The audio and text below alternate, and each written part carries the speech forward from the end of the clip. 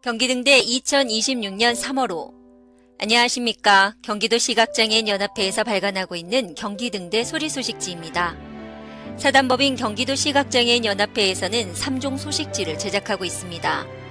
경제, 사회, 시사상식 정보를 점자책, 카세트 테이프, CD로 발간하는 경기등대, 교양, 수필, 문화 정보를 카세트 테이프, CD 매체로 발간하고 있는 케인스 매거진, 경기도 및 복지계 최신 뉴스를 카세트 테이프, CD 매체로 발간하는 소리경기, 이상 3종의 소식지를 제작하고 있습니다. 경기등대 소리소식지는 편집 과정에서 내용이 일부 변경될 수 있습니다.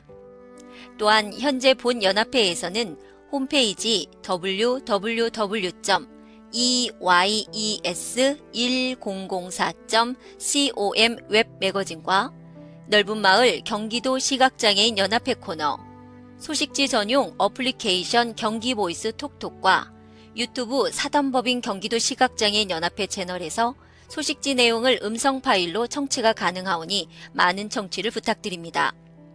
기타 문의 및 상담은 경기도 시각장애인 연합회 전화 031-213-7722 내선 4번 소식지 발행 담당자에게 전화 주시기 바랍니다. 올해 2026년도의 경기등대 점자 및 소리 소식지는 2월, 3월, 5월, 6월, 7월, 9월, 10월, 11월 연 8회 제작됩니다. 케인스 매거진과 소리경기는 매달 제작하여 연 12회 발행 예정이오니 구독에 참고해 주시기 바랍니다. 감사합니다. 경기등대 파트별 목차 안내입니다. 파트 1은 등대 뉴스, 건강백서, 그것이 알고 싶다, 알면 도움되는 리빙 포인트로 구성되며, 파트 2는 솔로몬의 선택, 알듯 말듯 우리말 바루기, 쏙쏙 상식백과, 알짜배기 경제 팁, 소방 안전 소식, 편집 후기로 구성되니 구독에 참고해 주시기 바랍니다. 그럼 경기등대 2026년 3월호 파트 1 낭독을 시작합니다. 등대 뉴스, 광주시 소식, 공문서 문자 음성 변환 바코드 적용, 기간 3월 1일 일요일부터, 대상 광주시민, 시각장애인, 저시력자, 외국인 주민 등, 내용 공문서 우측 상단에 문자 음성 변환이 가능한 2차원 바코드 적용, 방법 공문서를 받은 시민께서 스마트폰에 보이스 아이 앱을 설치한 후 바코드를 스캔하면 공문서 내용을 음성으로 들을 수 있고 최대 67개 언어로 번역 출력이 가능함. 문의 디지털 정보과 정보보호관리팀 031-760-5607 경기도 취약계층 주택화재 안심보험, 대상 경기도에 주민등록을 두고 주택거주 기초생활수급자 및 차상위 계층, 기간 2025년 12월 18일부터 2026년 12월 17일까지 1년간, 혜택 1. 재물위험, 건물 3천만원 한도, 가재도구 700만원 한도, 2. 화재배상 책임, 대물위험, 사고당 1억원 한도, 임시거주 1당 200만원 한도, 1일당 20만원. 문의 24시간 사고접수센터 1660-1039. 구리시 소식, 사전 연명의료의향서 등록.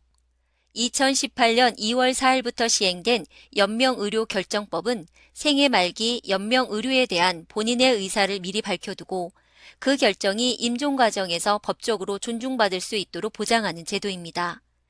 2024년 1월부터 구리시 보건소에서도 사전 연명의료 상담 및 등록이 가능하게 되었습니다. 대상 구리시민 누구나. 내용 상담 후 의향서 작성 및 연명의료정보 처리 시스템 등록. 신청 방법 전화 사전 예약 후 보건소 방문 상담 1층 상담실 보건정책과 진료지원팀 031-550-8656 65세 이상 모든 어르신 무료 결핵 검진 실시. 검진 대상 65세 이상 모든 어르신, 다른 도시 시민도 가능.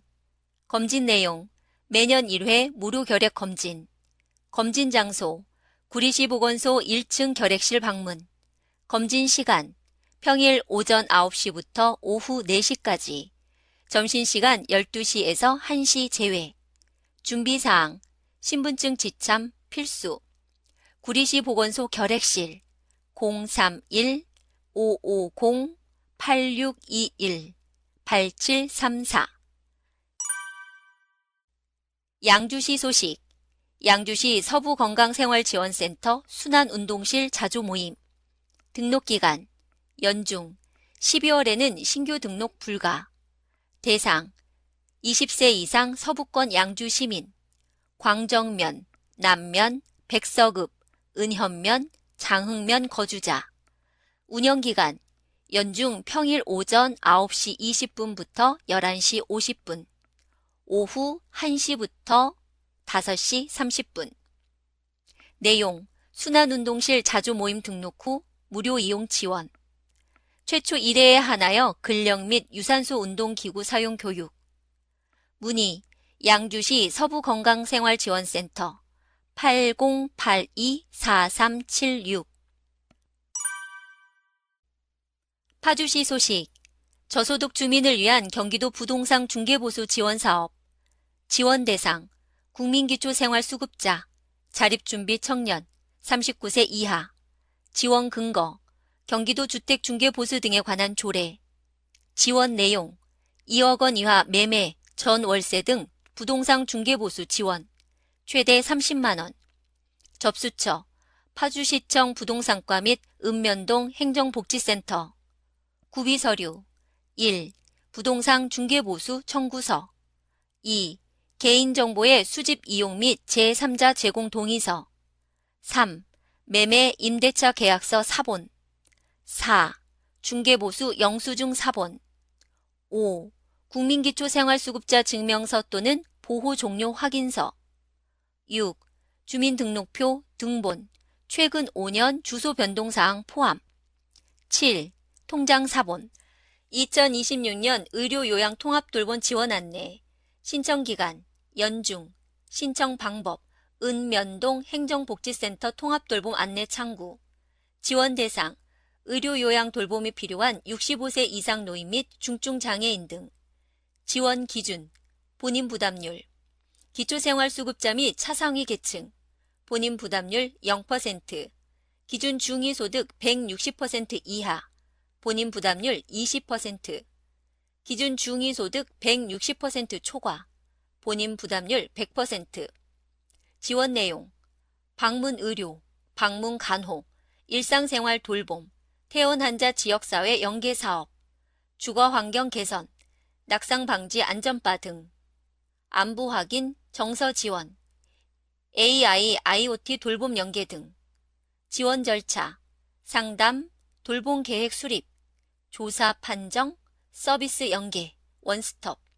문의, 거주지 읍면동 행정복지센터, 통합돌봄 안내 창구. 수원시 소식. 매주 수요일 수원시 베테랑이 간다. 현장의 문제를 직접 발로 뛰며 해결하는 세빛신문고 베테랑이 간다가 여러분을 찾아갑니다. 복합적인 도움이 필요하신가요? 혼자 고민하지 마세요. 20년 이상 경력의 베테랑 공무원이 현장에서 답을 찾아드립니다. 분야, 행정, 세무, 사회복지, 토목, 건축 등 궁금한 점. 운영, 매주 수요일 오후 2시부터 3시. 장안구청 첫째 주 수요일, 권성구청 둘째 주 수요일, 팔달구청 셋째 주 수요일, 영통구청 넷째 주 수요일. 문의 수원시 혁신민원과 031-5191-4483. 수원시 무상교통 지원, 어르신 무상교통 지원. 대상 주민등록상 수원시에 거주하는 만 70세 이상. 신청 동행정복지센터 방문 신청. 내용 G패스 카드로 버스 이용 시 실제 사용 금액에 대해 연간 28만원, 분기별 7만원 한도 내 지원. 준비물 신분증, G패스카드, 통장 사본. 장애인 무상교통 지원. 대상, 수원시에 거주하는 등록 장애인. 신청, 동행정복지센터 방문 신청. 내용, G패스카드로 버스 이용 시 실제 사용 금액에 대해 연간 28만원, 분기별 7만원 한도 내 지원. 준비물, 신분증, G패스카드, 통장 사본. 사회초년생 청년 무상교통 지원. 대상, 주민등록상 수원시에 거주하는 만 19세부터 23세 청년. 신청, K패스 홈페이지 또는 앱에서 신청. 내용, K패스 카드 이용 시 실제 사용 금액에 대해 월 23,100원 한도 내 지원. 청년 주거 패키지 지원. 2026년 1월 신청 마감. 대상, 수원시에 주민등록을 둔 만 19세부터 39세 1인 가구 미혼 청년. 내용, 월세, 이사비, 중개보수비 포함 1인당 최대 100만원, 생애 1회. 월세, 최대 50만원, 이사, 중개보수비 최대 50만원. 평택시 소식, 금연클리닉, 모두 함께 금연도시 평택. 2026년 말하는 대로 이루어지는 금연.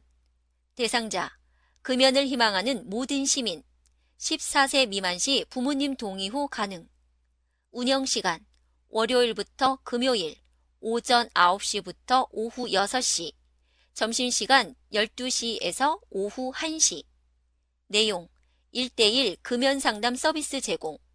CO 측정 및 니코틴 의존도 평가.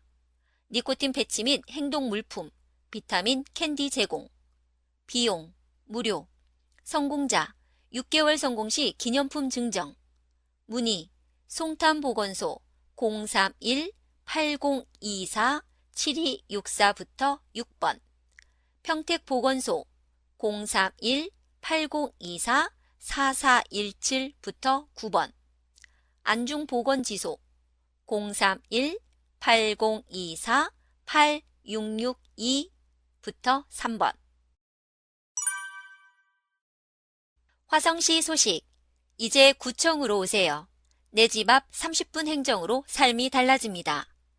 화성특례시가 지난 2월 1일 4개 구청을 개청하고 주민 가까이에서 더 편리한 행정 서비스를 제공하고 있다.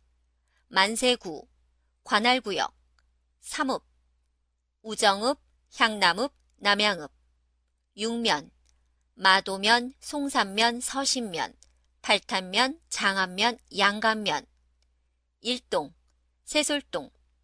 청사 위치, 화성시 만세구 향남읍 향남로 470.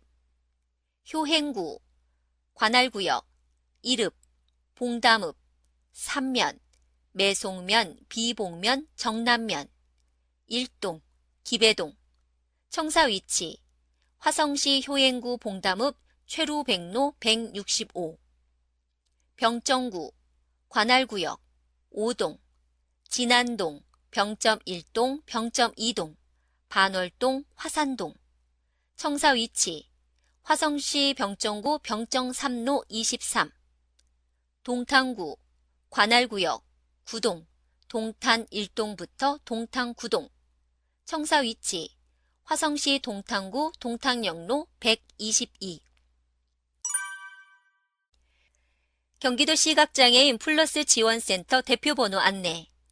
사단법인 경기도 시각장애인 연합회 산하 시, 군, 지회에서 운영하는 경기도 내 31개 시, 군 시각장애인 플러스 지원센터 하나의 대표번호로 예약 및 상담이 가능합니다. 경기도 어느 지역이나 1577-6668을 누르시면 경기도 시각장애인 플러스 지원센터 예약 및 이용이 가능합니다. 대표번호를 사용함에 따라 이용하고자 하는 시각장애인 플러스 지원센터 번호를 별도로 확인할 필요 없이 하나의 번호로 쉽게 기억하고 편리하게 예약할 수 있습니다.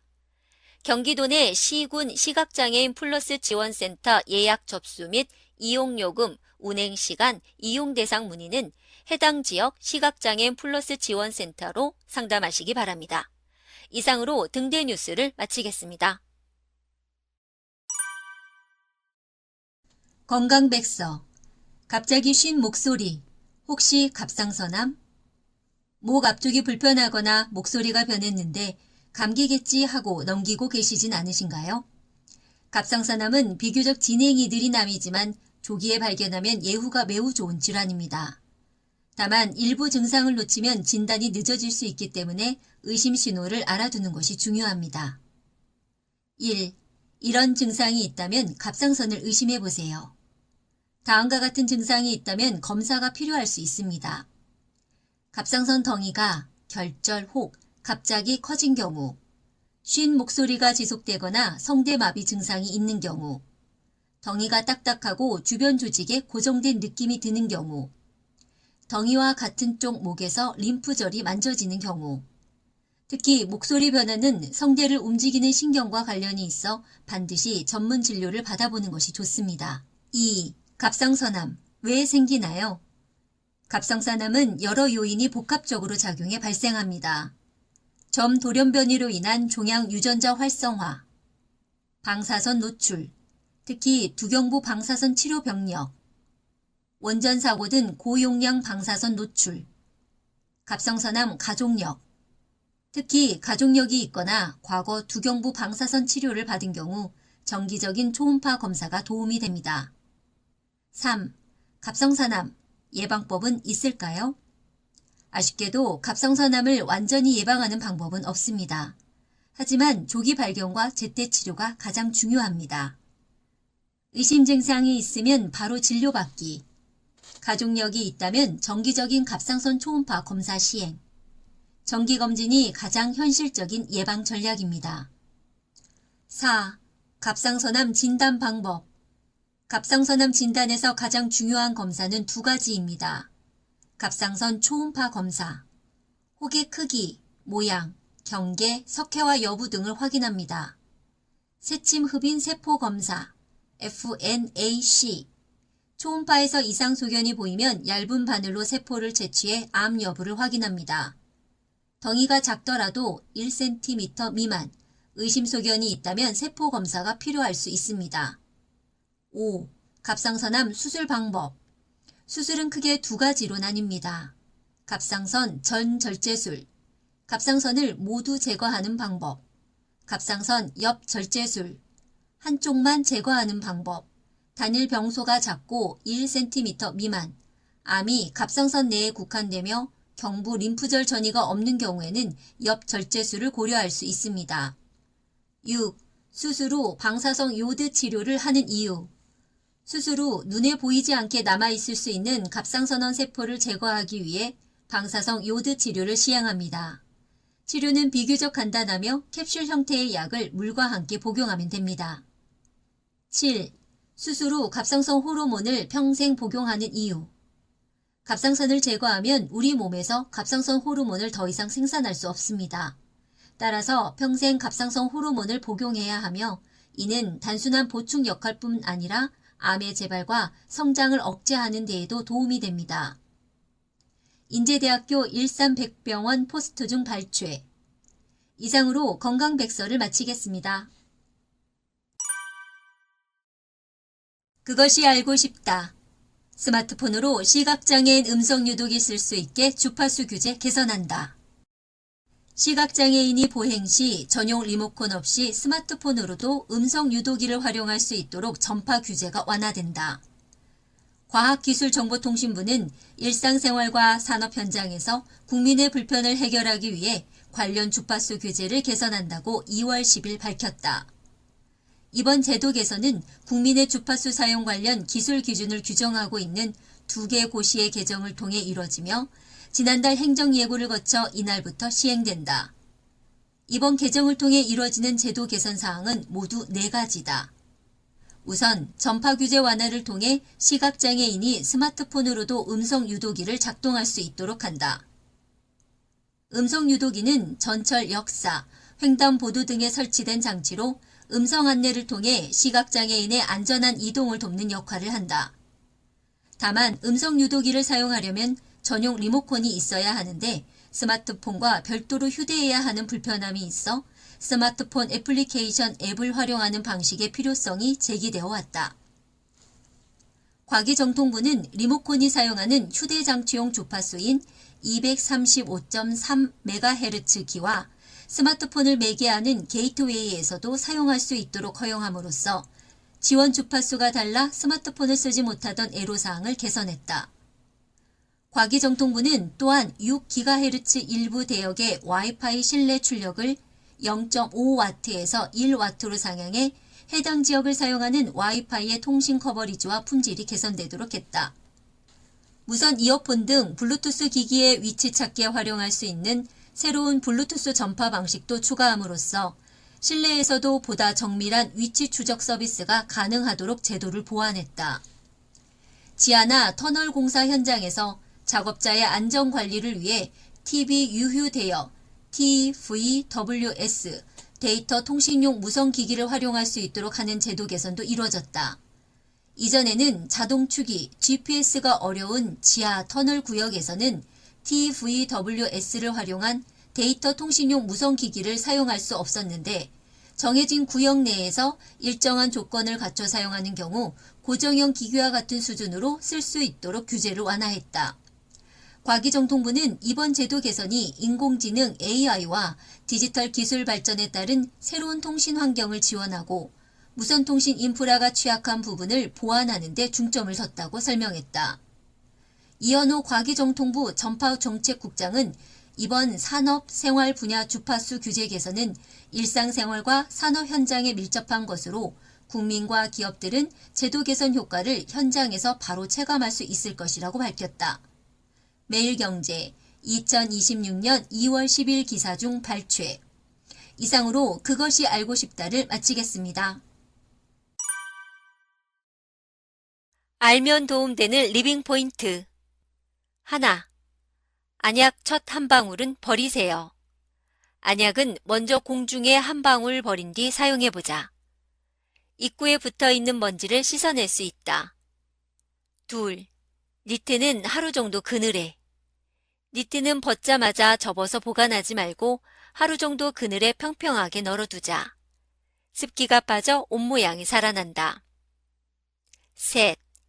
접착력 잃은 벨크로엔 칫솔.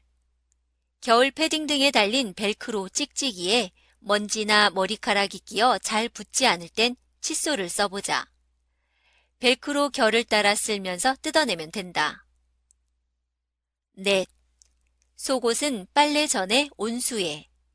속옷이나 수건처럼 맨살에 닿는 빨래는 세탁 전 온수에 10분 정도 담가두자. 땀과 피지 같은 오염물이 풀려 세탁이 한결 쉬워진다. 다섯. 우유 마신 컵은 찬물로 닦으세요. 우유를 담았던 컵은 찬물로 설거지하자. 뜨거운 물로 닦으면 우유 속 단백질 성분이 굳어서 컵 표면에 눌어붙는다. 여섯. 드라이클리닝 비닐은 바로 벗기세요. 드라이클리닝을 마친 옷은 비닐 커버를 곧바로 벗겨 옷걸이에 걸어두자. 공기가 통해야 습기와 냄새가 빠지고 옷감도 오래 유지된다. 7. 말린 허브는 냉장고에. 말린 허브와 굵은 소금을 작은 유리병에 담아 냉장고 구석에 둬보자. 소금이 수분과 냄새를 흡수하고 허브가 향을 더해줘 탈취에 도움이 된다. 8. 말린 다시마 보관법. 다시마는 습기와 냄새를 잘 빨아들인다. 지퍼백이나 밀폐 용기에 담아 서늘한 곳에 보관하자. 키친타월 조각을 함께 넣어두면 좋다. 9. 신발장 습기 잡으려면 휴지심은 버리지 말고 신발 안에 하나씩 넣어보자. 종이가 습기를 흡수해 신발 속이 눅눅해지는 것을 막아준다. 10. 욕조 찌든 때엔 베이킹소다. 욕조에 따뜻한 물을 끼얹은 뒤 베이킹소다를 골고루 뿌리자. 잠시 후 부드러운 수세미로 닦으면 된다. 샤워 직후 하면 더 편하다. 조선일보 리빙포인트 중 발췌. 이상으로 알면 도움되는 리빙포인트를 마치겠습니다. 경기등대 3월호 파트 1을 모두 들으셨습니다. 파트 2로 이어집니다. 낭독의 김유님.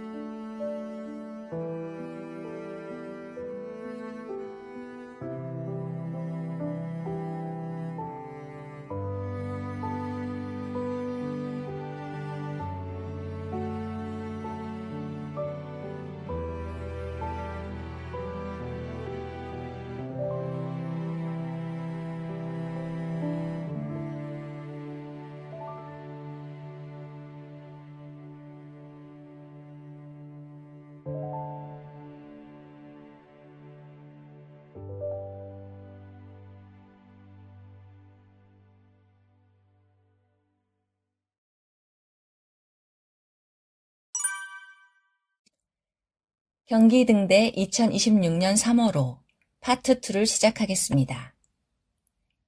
솔로몬의 선택. 임대인이 임대차 기간 만료 후 월세를 올리겠다고 하면 임대차 계약 갱신을 거절하여 계약이 종료된 것으로 봐야 하나요? 임대인 건물주 A씨는 자신의 상가 1층을 임차인 세입자 B씨에게 빌려주는 상가 임대차 계약을 체결했습니다. B씨는 그곳에서 가게를 운영하며 매달 320만 원의 월세를 내고 있었습니다. 계약 기간이 만료된 직후 A씨는 B씨에게 이제 월세를 600만 원으로 올리겠다고 통지했습니다. 예상보다 큰 월세 인상에 부담을 느낀 B씨는 이미 계약이 묵시적으로 갱신되었고 이렇게 큰 폭의 인상은 수용할 수 없다고 반발했습니다. 이 경우 A씨의 월세 인상 요구가 민법 제639조 제1항에 따른 이의에 해당하여 상가 임대차 계약이 종료된 것으로 보아야 할까요? 참조 민법 제639조 묵시의 갱신 1. 임대차 기간이 만료한 후 임차인이 임차물의 사용, 수익을 계속하는 경우에 임대인이 상당한 기간 내에 이의를 하지 아니한 때에는 전임대차와 동일한 조건으로 다시 임대차한 것으로 본다. 그러나 당사자는 제635조의 규정에 의하여 해지에 통고를 할 수 있다. 임대인 A씨. 월세를 600만 원으로 올리겠다는 건 나는 기존 조건으로는 더 이상 계약을 갱신하지 않겠다는 뜻입니다. 이 임대차 계약은 기간 만료로 종료됐습니다. 임차인 B씨. 계약을 갱신하지 않겠다고 확실히 말씀하신 적은 없잖아요. 임대차 계약은 이미 묵시적으로 갱신된 거예요. 정답은 2번. 임차인 B씨. 계약을 갱신하지 않겠다고 확실히 말씀하신 적은 없잖아요. 임대차 계약은 이미 묵시적으로 갱신된 거예요. 입니다. 위 사례는 임대인 A씨가 기존 임대차 계약 종료 직후 월세를 올리겠다고 통지한 것이 민법 제639조 제1항에 따른 이의에 해당하는지 여부에 문제되는 사안입니다. 이와 유사한 사례에서 원심은 원고가 차임 증액을 요청함으로써 민법 제639조 제1항에 이의를 하였으므로 묵시적 갱신이 이루어졌다고 볼 수 없고 임대차 계약은 2022년 7월 12일 기간 만료로 종료되었다면서 피고는 원고에게 이 사건 건물을 인도하고 2022년 7월 13일부터 월 420만 원 내지 430만 원의 차임 상당 부당 이득금을 지급할 의무가 있다고 판단하였습니다. 그러나 대법원에서는 임대차 계약의 묵시적 갱신 기준을 명확히 제시하며 다음과 같이 판결했습니다. 민법 제639조 제1항 본문은 임대차 기간이 만료한 후 임차인이 임차물의 사용 수익을 계속하는 경우에 임대인이 상당한 기간 내에 이의를 하지 아니한 때에는 전 임대차와 동일한 조건으로 다시 임대차한 것으로 본다 라고 규정하고 있다. 이때 임대인의 이의는 명시적으로 뿐만 아니라 묵시적으로도 할 수 있고 차임을 증액하지 않으면 임대차 관계를 지속하지 않겠다는 것과 같이 조건부로도 할 수 있다. 다만 임차인의 신뢰를 보호하기 위한 위 규정의 취지에 비추어 볼 때 묵시적 또는 조건부 이의가 있다고 보기 위해서는 더 이상 임대차 관계를 지속하지 않겠다는 임대인의 의사를 객관적으로 추단할 만한 사정이 있어야 한다.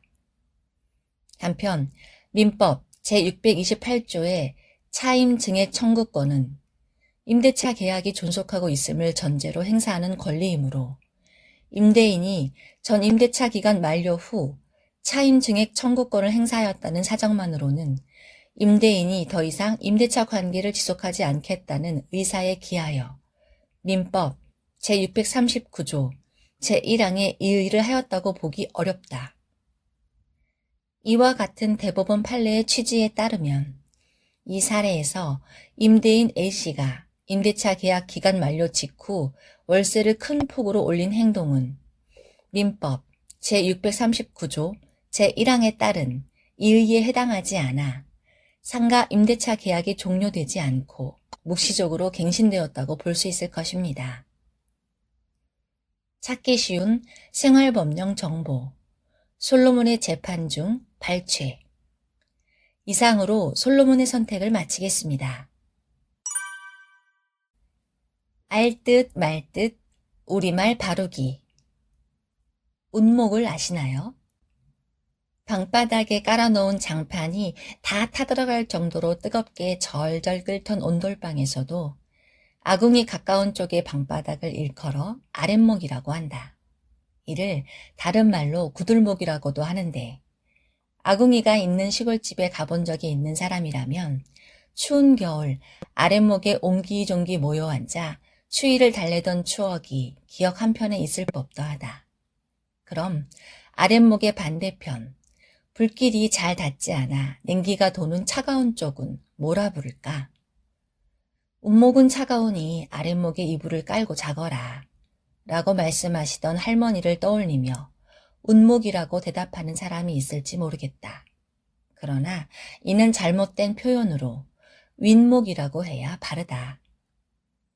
위덜은, 우덜은, 윗사람, 웃사람, 윗마을, 운마을 등 윗과 웃은 다른 단어와 결합할 때 어떤 걸 써야 할지 헷갈리곤 한다.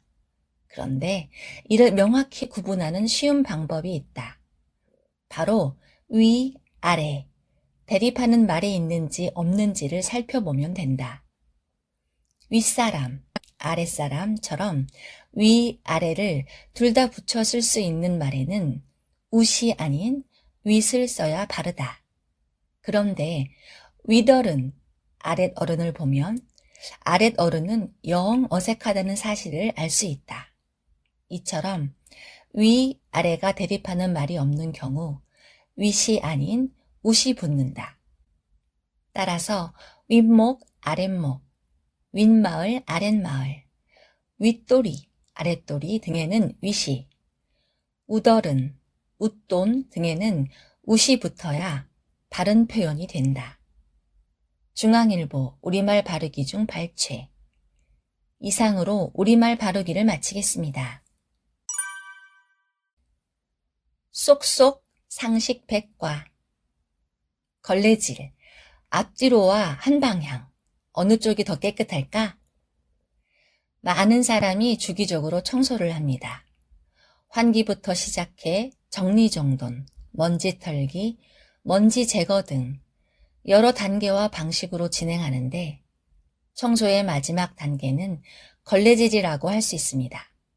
걸레질은 단순히 표면의 이물질을 제거하는 수준을 넘어 오염물과 끈적임, 눈에 보이지 않는 잔여물을 제거하여 청결의 완성도를 높여주는 작업으로 진공 흡입이나 건식 청소로는 해결이 어려운 찌든 자국이나 미세한 얼룩을 말끔히 닦아내는 데 효과적입니다. 이러한 걸레질을 하는 방식에는 대표적으로 두 가지가 있습니다. 같은 자리에서 걸레를 앞뒤로 움직여 왕복하며 닦는 경우와 한 방향으로 쭉 밀고 가며 닦는 경우인데 여기서 주제에 궁금증이 생깁니다. 어떤 방식으로 닦아야 더 효과적일까요? 걸레질은 물과 섬유, 먼지가 상호작용하는 복합적인 과학적 과정입니다. 이 과정을 이해하면 궁금증을 해결할 수 있습니다. 먼저 걸레를 물에 빨면 섬유 사이에 미세한 틈을 따라 물이 스며드는 모세관 현상이 발생하여 짧은 시간에 많은 양의 물을 머금습니다. 이 상태에서 바닥을 닦으면 물은 섬유 사이를 이동하며 바닥에 미세한 먼지를 함께 끌어올리고 물 분자끼리 서로 잡아당기는 성질인 표면 장력에 의해 물이 먼지를 감싸 걸레 방향으로 이동시키는데 중요한 역할을 합니다.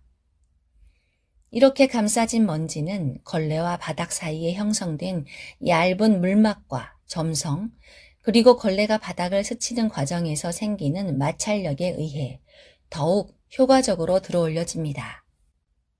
그리고 이 과정의 핵심은 먼지 등의 오염물을 표면으로 다시 되돌리면 안 된다는 것인데 걸레질 중 많은 사람이 하는 앞뒤 왕복 방식은 앞으로 나아가며 들어올린 먼지를 뒤로 이동하면서 다시 바닥에 퍼뜨릴 가능성이 높습니다.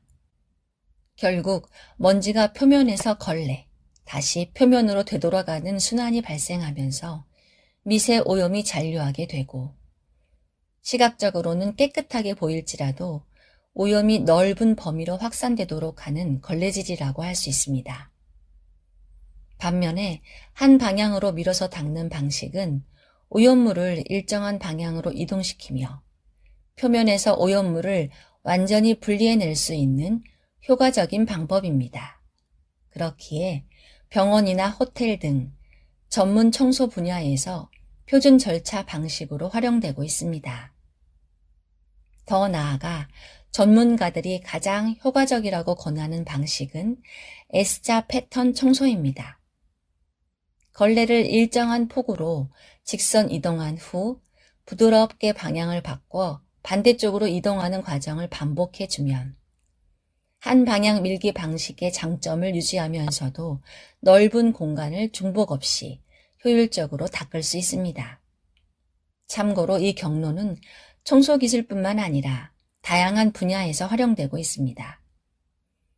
대표적으로는 로봇 청소기의 사용이 많이 늘어났는데 로봇 청소기가 지그재그로 청소하는 이유도 동일한 원리가 적용됐기 때문입니다. 로봇이 주어진 공간을 빠짐없이 모두 커버하면서 동시에 이동거리나 시간을 최소화하는 최적 경로를 찾는 수학 문제를 Coverage Path Planning, CPP라고 합니다. 청소뿐만 아니라 로봇, 농업 드론, 잔디 깎기, 수중 탐사 로봇 등 다양한 분야에서 활용되는 핵심 알고리즘으로 공간을 격자나 다각형으로 나누어 각 영역을 체계적으로 방문하도록 경로를 구상합니다.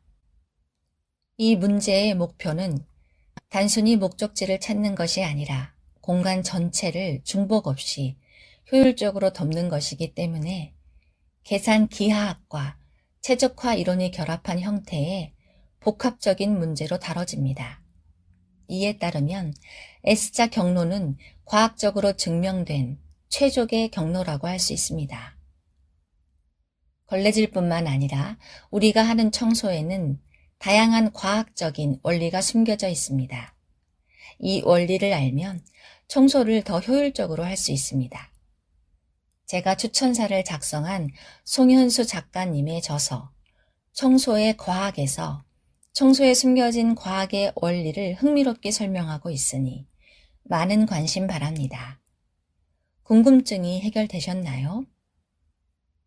사물궁이 잡학 시리즈 중 발췌. 이상으로 쏙쏙 상식 백과를 마치겠습니다. 알짜배기 경제 팁. 사라지는 의료급여 부양비 제도. 이렇게 달라집니다. 2026년부터 달라지는 복지제도 중 하나, 바로 의료급여 부양비 제도의 폐지와 개선 소식입니다. 그동안 가족의 소득 때문에 의료급여를 받지 못했던 분들에게는 정말 반가운 변화인데요. 이번 제도 개편으로 더 많은 분들이 공정하게 복지 혜택을 받을 수 있을 것으로 기대됩니다. 오늘의 포스팅에서는 의료급여 부양비 제도의 개선 내용과 신청 방법까지 자세하게 설명해 드리겠습니다. 1. 의료급여 부양비 제도 폐지, 개선. 의료급여 부양비 제도란 부양 의무자가 수급자에게 생활비를 지원한다고 간주하고 이를 수급자 소득에 반영하는 제도입니다. 2026년 1인 가구 의료급여 선정 기준 102만 5천 원. 개설된 지 26년 만에 의료급여 부양비 제도, 간주 부양비가 폐지되었습니다. 기존에는 부양의무자 소득에서 기준 중위소득을 차감한 금액의 10%를 부양비로 산정하여 수급자 선정에 반영했습니다. 그러나 아래와 같은 문제가 있었습니다. 가족으로부터 실제로 생활비를 지원받지 않고 있음에도 가족의 소득 일부가 수급자의 소득으로 계산되어 의료급여 대상에서 제외되는 일이 발생한 것이죠. 개선 내용. 2026년 1월부터는 부양비가 의료급여 소득 산정 기준에서 제외됩니다. 즉, 부양가족 소득이 있더라도 본인 소득이 102만 5천 원 이하라면 의료급여 수급이 가능합니다. 혼자 거주 중인 A씨를 활용해 예를 들어보겠습니다. A씨의 실제 소득 94만 원. 오랫동안 왕래 없는 형제 있음. 기존 형제 소득 일부가 A씨의 소득으로 산정되어 A씨의 소득 인정액은 총 104만 원. 선정 기준 초과로 의료급여 대상 제외. 개선. 가족의 소득은 A씨의 소득으로 반영하지 않아 A씨의 소득 인정액은 94만 원. 선정 기준 이하로 의료급여 대상 선정. A씨처럼 과거 부양비 기준으로 의료급여에서 탈락했거나 소득 기준 초과로 신청을 포기한 분들은 이번 제도 개선으로 다시 의료급여 신청이 가능합니다. 신청 방법, 장소, 거주지 관할 읍면동 행정복지센터, 절차, 상담, 신청서 작성 및 안내 후 접수, 자산조사, 의료급여 보장 결정 및 지원. 2. 수급권자 자격이 인정되면 의료급여증이 발급됩니다. 의료급여증이란 수급자가 의료급여를 받을 때에 의료급여기관에 제출해야 하는 증명서입니다.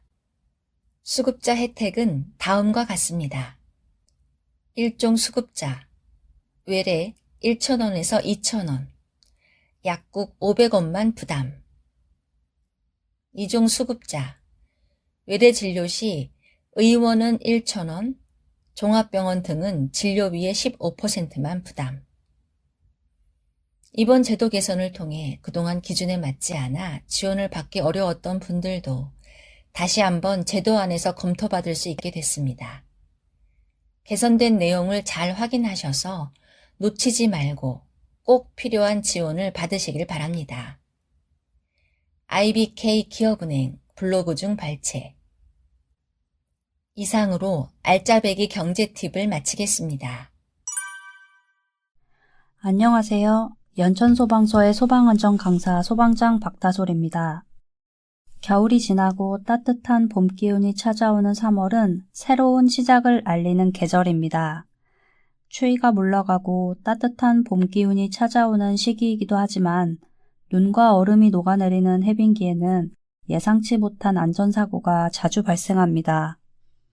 또 최근에는 지구온난화로 인해 따뜻한 시기가 더 빨리 찾아오면서 해충이 이르게 활동한다는 과학적 전망도 나오고 있습니다. 오늘은 해빙기 야외 활동 시 꼭 지켜야 할 안전수칙을 알려드리겠습니다. 첫째, 얼음판과 하천 주변은 접근하지 않습니다. 겨울 동안 얼어있던 강과 저수지는 3월에 접어들며 얼음이 약해져 매우 위험합니다. 겉보기에는 단단해 보여도 속은 이미 녹아있어 쉽게 붕괴될 수 있으니 절대 올라가지 마시고 하천 주변도 안전거리를 유지하세요. 둘째, 산행 시 낙석과 미끄러짐에 주의합니다. 해빙기에는 얼었던 땅이 풀리면서 낙석 사고가 잦습니다. 바위나 절벽 근처에서는 머물지 않고 산행 시 미끄럼 방지 기능이 있는 등산화를 착용하세요. 녹은 눈과 진흙길은 특히 미끄럽기 때문에 스틱을 활용하면 안전합니다. 셋째, 해충의 활동에 조기 대비합니다. 최근 기상청과 연구기관에 따르면 봄철 평균 기온이 평년보다 높아지면서 모기와 진드기 같은 해충이 평년보다 일찍 발생하는 사례가 늘고 있습니다. 실제로 4월 이전부터 모기가 기승을 부리거나 돌발 해충이 급증하는 경우가 보고되고 있습니다.